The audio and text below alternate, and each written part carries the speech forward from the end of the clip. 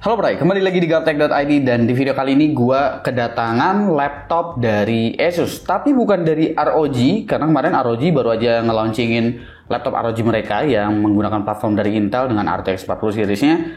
Tapi gue lebih tertarik untuk ngebahas si TUF Gaming A16 FA617NS. Ini adalah varian atau seri untuk Advantage Edition di tahun 2023 ini. Jadi untuk GPU-nya udah menggunakan RDNA 3 alias si RX 7600S. Dan untuk CPU-nya sebetulnya ini adalah refresh dari RIM brand, yaitu adalah AMD Ryzen 7 7735HS. Jadi tanpa perlu basa-basi lagi, mari kita bahas laptop yang satu ini mulai dari desainnya dulu seperti apa.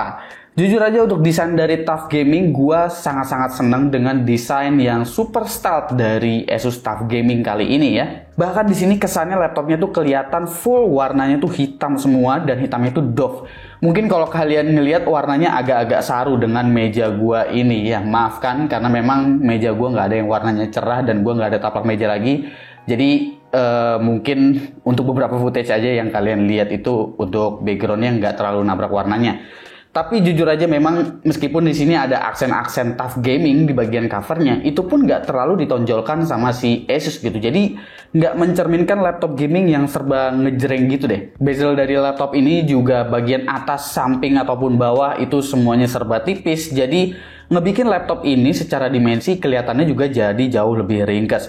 Build quality-nya juga sangat-sangat oke untuk TUF Gaming kali ini, nggak ada yang terkesan plastiki meskipun di sini memang ada ornamen-ornamen plastik, tapi finishingnya itu bagus banget menurut gua. Dan untuk dimensinya ini ada di angka 35,5 x 22,2 x 2,1 sampai dengan 2,68 cm dengan berat 2,2 kg. Bagian belakang cukup tebal, tapi desainnya Asus cukup pinter nih ngebikin laptop ini jadi nggak kelihatan tebal secara sekilas.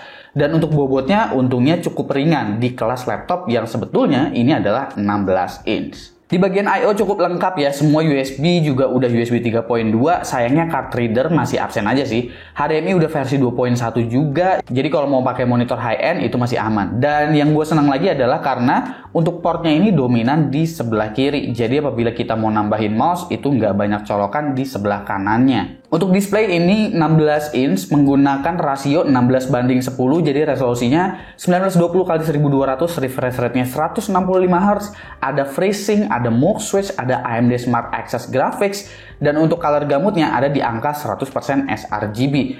Jadi ini untuk layarnya ada upgrade yang lumayan bagus nih, karena TUF Gaming sebelum-sebelumnya itu untuk color gamut biasanya agak dikesampingkan sama Asus, tapi kali ini mungkin karena standar dari AMD Advantage juga kali ya, jadi ngebikin layarnya ini juga jadi bagus secara panel, bagus secara refresh rate, dan color gamutnya juga oke. Spesifikasi utama ini menggunakan AMD Ryzen 7 7735HS dengan GPU RX 7600S 8GB, RAM-nya 2x8GB DDR5 4800 MHz, NVMe PCIe Gen 4 SSD 512GB, ada Wi-Fi 6 dengan Bluetooth 5.3, HD webcam include dengan Windows 11 plus Office Home Student. Opsi upgrade-nya tersedia 2 slot SODIMM di dalam sini, jadi untuk memori DDR5-nya belum disolder, kalian masih bisa upgrade hingga 32GB dual channel, dan untuk NVMe SSD itu mendukung PCIe Gen 4 dan slotnya total ada 2 ya untuk M.2-nya. Untuk utilities ini menggunakan Armoury Crate seperti biasa, dan menurut gua utilities dari Armoury Crate ini adalah salah satu utilities yang paling terbaik sejauh ini yang gua rasakan. Pengaturan profile, Mux Switch, refresh rate disediakan langsung di dalam satu halaman, jadi pengaturannya cukup mudah dan UI-nya juga mudah dipahami gitu. Oke, tanpa perlu basa-basi lagi, langsung aja kita lihat performance dari TUF Gaming A16 Advantage Edition 2023 ini seperti apa. Oke, kayak biasa kita akan ngecek dulu untuk konsistensi performance-nya lewat Cinebench R23 10 kali running, dan ini untuk performance-nya udah cukup konsisten ya. Start dari 13.000, abis itu kalaupun turun dia ada di sekitar 12.900-an. Paling kecil ada di 12.700. Naik turun gitu, jadi nggak kesananya tuh semakin turun gitu. Jadi di sini menunjukkan bahwa TUF Gaming A16 FA617NS ini masih memberikan konsistensi performance yang cukup baik. Untuk performance dari RX 7600S itu sendiri, Ini GPU-nya punya rating power di angka 95 watt ya, dan untuk di 3D Mark Firestrike, graphics score-nya ada di angka 26.759 yang berarti ini menunjukkan bahwa RX 7600S itu kurang lebih mirip-mirip seperti RTX 3070 laptop yang versi 115 watt. Jadi efisiensinya udah cukup terlihat nih dari RX 7600S. 3D Mark Tanspy punya skor yang juga sangat-sangat baik, ada di 9453. Ini masih ada di bawah dari RTX 3070, tapi bedanya sangat-sangat tipis. Yang sebetulnya agak nggak enak emang di bagian temperatur ya, karena untuk CPU ini memang harus berjalan di TJ Max-nya alias 95 derajat Celcius maksimumnya. Beruntungnya dengan 95 derajat Celcius di sini laptopnya masih bisa mempertahankan performance-nya tadi ya. Jadi sebetulnya ini CPU-nya masih bisa dibilang normal temperaturnya, tapi memang udah nggak bikin nyaman. Lalu untuk GPU-nya juga saat gue menjalankan stress test dengan 3D Mark Firestrike Ultra, di sini kalian bisa lihat bahwa GPU temperaturnya ada di angka 86 derajat Celcius. Tapi yang jadi masalah bukan di GPU temperatur, tapi melainkan di hotspotnya, karena hotspotnya ini udah menyentuh di angka 99 derajat Celcius ketika dia GPU-nya itu full load. Dan kalian udah tahu kan RDNA 3 di versi reference kemarin gimana persoalan hotspot apabila menyentuh di angka 100 derajat Celcius, itu ada beberapa kasus, jadi sebetulnya ini agak-agak mengkhawatirkan juga. Meskipun ini punya rating 95 watt untuk TGP-nya, kalian juga bisa lihat bahwa di sini ketika 100% load dia memakan daya sekitar 85 watt aja, yang berarti sebetulnya dipersiapkan untuk headroom ya untuk GPU-nya ini apabila kalian mau melakukan overclocking. Tapi kalau melihat suhunya yang udah cukup tinggi, kalian mau melakukan overclocking sekalipun, gua rasa udah bakalan mentok clocknya di 2300 MHz. Untungnya itu nggak ngebikin performance laptop ini jadi loyo ya. Untuk kemampuan encodernya pun, bahkan meskipun ini menggunakan Radeon yang dikenal kayaknya udah punya stigma encodernya itu jelek, padahal RDNA 3 punya encoder yang bagus banget.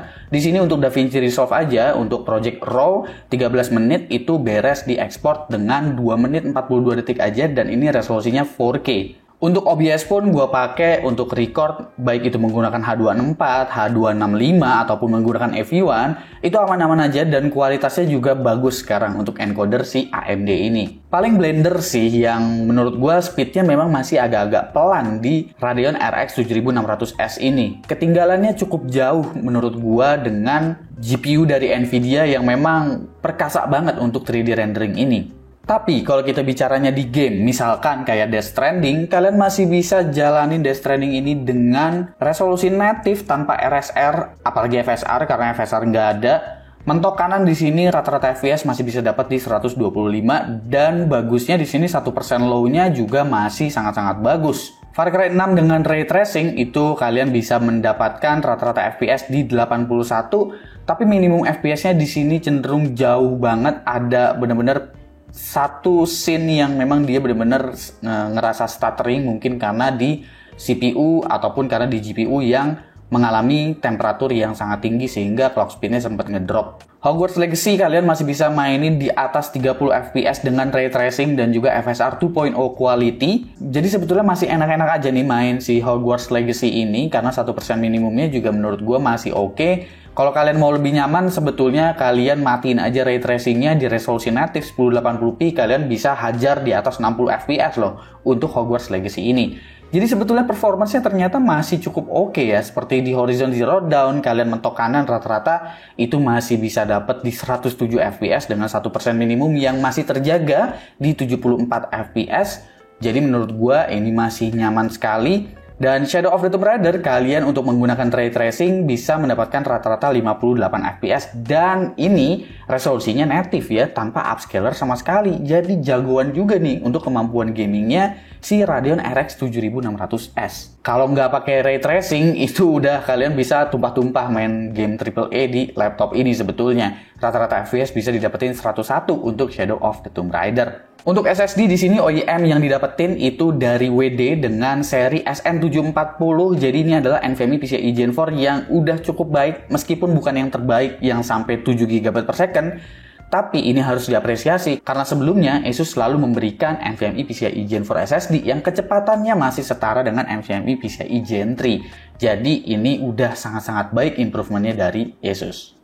Oke, kita masuk di bagian harga dan juga kesimpulan. Untuk TUF Gaming A16 Advantage Edition 2023 ini, untuk harga ada di angka Rp19.999.000 kalau gue cek di marketplace. Ada juga yang lebih murah sekitar 19,8 atau 19,7 juta rupiah gitu.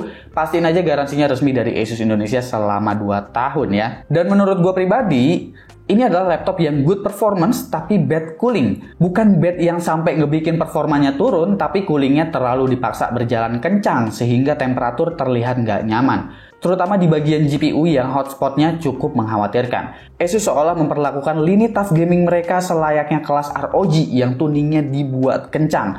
Gue rekomen sih pakai mode balance aja semisal mau temperaturnya kelihatan nyaman meski performanya akan sedikit lebih rendah. Konfigurasi spesifikasinya cukup balance dan sangat baik. Bahkan Asus nggak lagi menggunakan NVMe PCIe Gen 4 kelas 3. Radeon RX 7600S juga tampak menjanjikan mengingat GPU ini selevel dengan RTX 3070 laptop yang punya TGP di 115 watt.